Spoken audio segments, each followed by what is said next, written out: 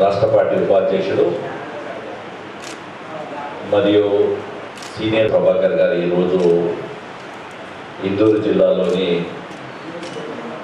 జిల్లా స్థాయి వర్క్ కార్యశాల దానికి పత్రికా విలేకరు సమావేశాన్ని ఉద్దేశించి మాట్లాడవలసిందిగా కోరుతున్నాను. ప్రణామాలు. ఒక ప్రధానమైనటువంటి అంశం పైన ప్రస్తావించదలుచుకున్నా. ఇప్పటికే మీ అందరూ కూడా చూశారు, పహల్గామ్లో ఉగ్రవాదుల పాశవిక పైశాచిక దాడి యొక్క నేపథ్యంలో భారతదేశంలో ఉన్నటువంటి సాధారణ సామాన్య పౌరులందరూ కూడా పెద్ద ఎత్తున స్పందించి ఈ ఉగ్ర దాడిని తీవ్రంగా ఖండించారు. దాంతోపాటు కేంద్ర ప్రభుత్వం కొన్ని కఠినమైనటువంటి నిర్ణయాలను ప్రకటించింది.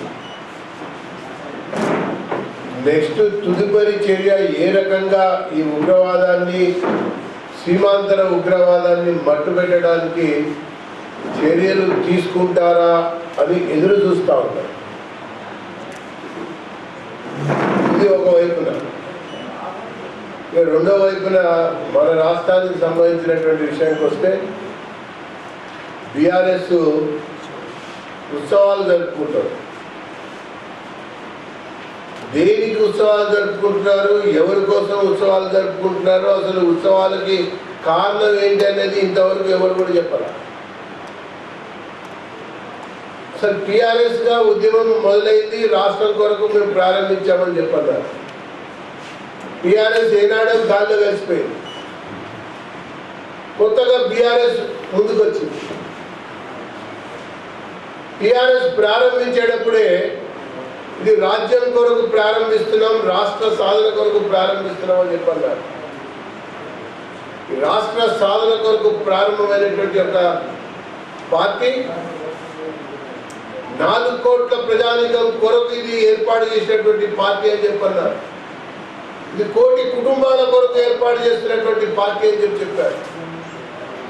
కానీ 4 కోట్ల కోసం అన్నటువంటి ఒక టీఆర్ఎస్ నలుగురి కోసమే అన్నట్టుగా మిగిలినటువంటి విషయం మనం చూసాం. 1 కోటి కుటుంబాల తెలంగాణ అని అంటూ ఒకే కుటుంబమయం చేసినటువంటి పాలనను చూసాం. పార్టీని కూడా టీఆర్ఎస్ క్రమంలో చూసాం.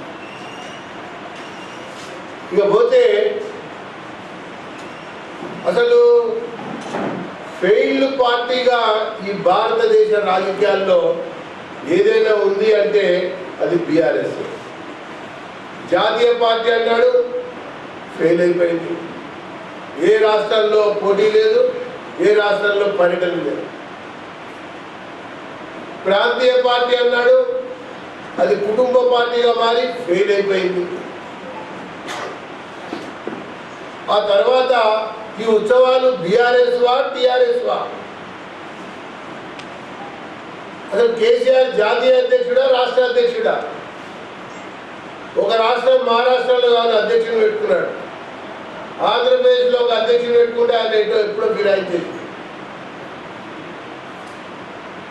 ఇక ఈ ఉత్సవాల తర్వాత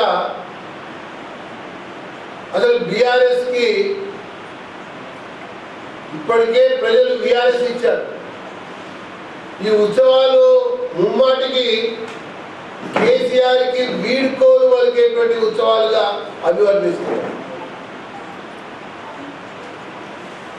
మరి మహారాజుగా వ్యవహరించినటువంటి కేసీఆర్ ఆ పాలనలో ఆయన తపనంతా యువరాజు కోసం, యువరాణి కోసం. లిక్కర్ రాని లీక్ వీరుడు వీళ్ళ కోసమే అన్నట్టుగా పాలన జరిగింది, వీళ్ళ కోసమే అన్నట్టుగా పరిపాలన జరిగింది, వీళ్ళ కోసమే అన్నట్టుగా పార్టీ నడిచింది.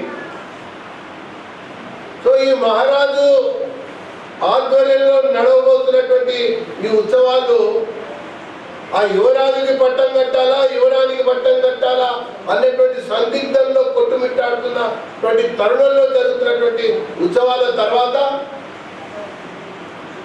సేనాధిపతి తిరుగుబాటు తప్పదు అని చెప్పని నేను ఈ సందర్భంగా పేర్కొంటాను. ఇది ఫెయిల్డ్ మిషన్. తెలంగాణ మిషన్ కోసం అని పెట్టామన్నారు, అది కమిషన్ పార్టీగా మారిపోయింది. అరే అవినీతి విషయంలో, అక్రమాల విషయంలో, అరాచకం విషయంలో అరే ఇన్ని రకాల విచారణలు ఎదుర్కొంటున్నటువంటి ప్రాంతీయ పార్టీ కానీ ఈ భారతదేశంలో ఏ రాష్ట్రంలో కూడా ఏ పార్టీ లేదు.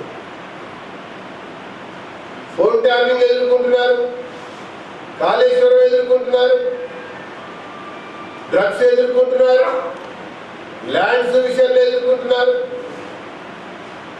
ఇంకా అనేక రకాల అవినీతి ఆరోపణలు ఎదుర్కొంటా ఉన్నారు. లిక్కర్ రానేమో జైలుకే వెళ్ళొచ్చింది. లీగ్ వీరుడు ఎప్పుడు వెళ్తాడో తెలియటల్లా. కాబట్టి బీఆర్ఎస్ యొక్క ప్రస్థానము అవినీతికి మారు పేరుగా, కుటుంబ పాలనకి పెట్టింది పేరుగా, కుటుంబ వారసత్వం కొరకే అన్నట్టుగా నడిచినటువంటి ఒక పరిపాలనలో ఎవరు తెలియదు, ఎక్కడ పోయినాయో అంతకంటే తెలియదు. అప్పుల రాష్ట్రంగా మార్చారు, వీళ్ళు ఆత్మహత్యల రాష్ట్రంగా మార్చారు, అక్రమాల పుట్టగా మార్చారు. రకరకాలుగా బీఆర్ఎస్గా రూపాంతరం చెందిన తర్వాత పుట్టగతులు లేకుండా పోయినటువంటి పార్టీ బీఆర్ఎస్ అని చెప్పని నేను ఈ సందర్భంగా మనవి చేసుకుంటూ ఈ ఉత్సవాలు ఎవరి కోసమో స్పష్టం చేయాలని చెప్పని కోరుకుంటూ ఈ ఉత్సవాల తర్వాత ఖచ్చితంగా ఆ బీఆర్ఎస్కి చివరి రోజులు దగ్గర పడ్డట్టు కేసీఆర్కి వీడ్కోలు పలికే రోజులు అతి సమీపంలో ఉన్నట్టుగా నేను పేర్కొంటాను.